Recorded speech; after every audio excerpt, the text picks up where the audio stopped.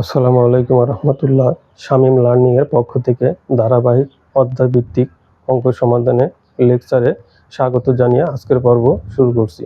আজকে আমি অষ্টম শ্রেণীর সাধারণ গণিত 2.2 অনুশীলনের 8 নম্বর অঙ্কের সমাধান করব। আমাদের 8 নম্বর অঙ্ক দেওয়া আছে বার্ষিক শতকরা 10 টাকা মুনাফায় 5,000 টাকার 3 বছরের সরল মুনাফা ও চক্রবৃদ্ধি মুনাফার পার্থক্য কত। আমাকে আগে সরল মুনাফা বের করতে হবে, তারপরে চক্রবৃদ্ধি মুনাফা বের করে এখান থেকে পার্থক্যটা আমাকে বের করতে হবে। তাহলে সমাধান।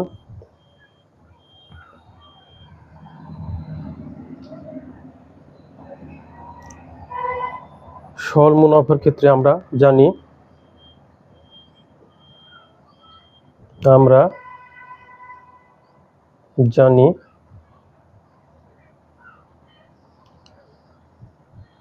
I equal P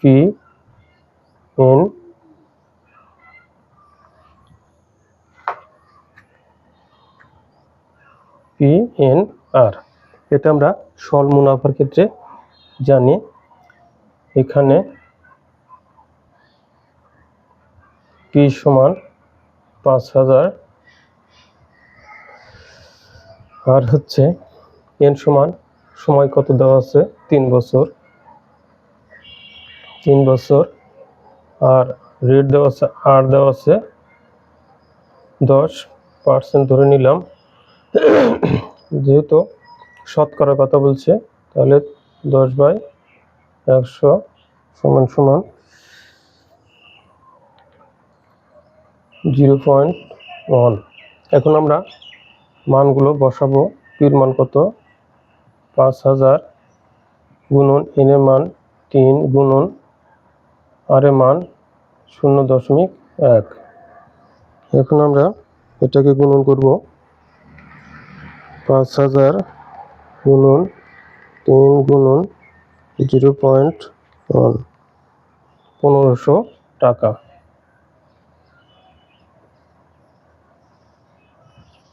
তাহলে সরল মুনাফা আমরা পেয়ে গেছি 1500 টাকা। সুতরাং নির্ণয় সরল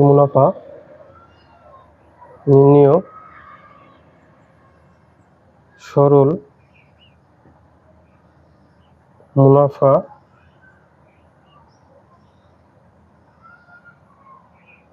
পেয়েছি 1500 টাকা।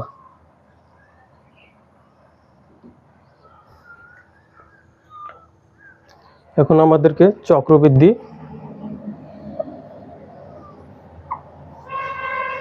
মুনাফাটা বের করতে হবে।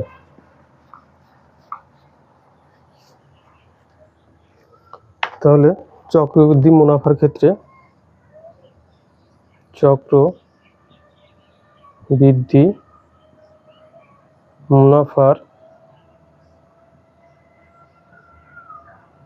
ক্ষেত্রে আমরা কি জানি যে চক্রবৃদ্ধি C মাইনাস P সমান P ইন্টু 1 যোগ R তার পাওয়ার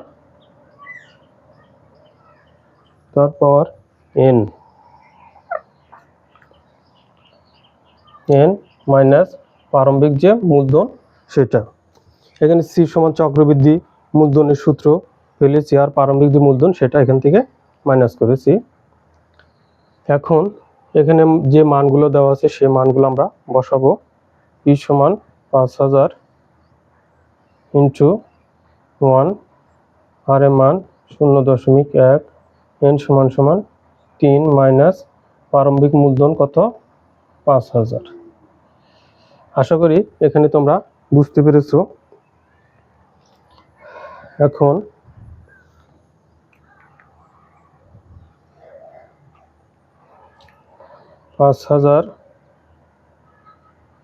এখানে 1.1 তারপর 3 মাইনাস 5,000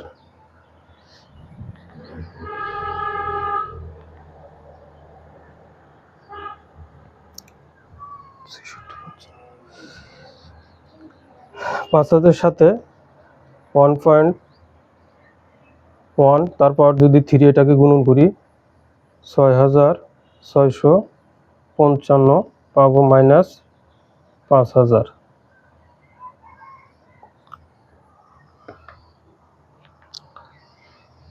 এখান থেকে আমরা মাইনাস করলে পাবো 5,000, বিয়োগ যদি এখান থেকে করি তাহলে 1,655 এত টাকা। এখন আমাদেরকে পার্থক্য বের করতে বলেছে, তাহলে এটা আমরা পেয়েছি চক্রবৃদ্ধি মুনাফা।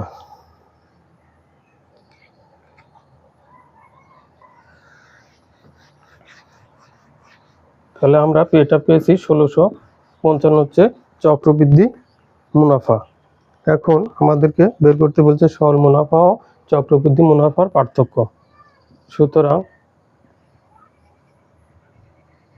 সরল মুনাফা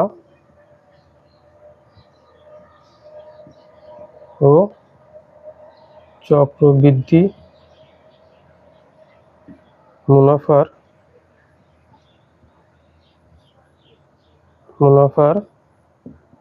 পার্থক্য সমান সমান, আমরা এটা আগে লিখব 1,655 মাইনাস ওখানে সরল মুনাফা পেয়েছিলাম আমরা 1,500, তাহলে এখান থাকে 155। এটা আমাদের উত্তর। পার্থক্য সমান সমান 155 টাকা।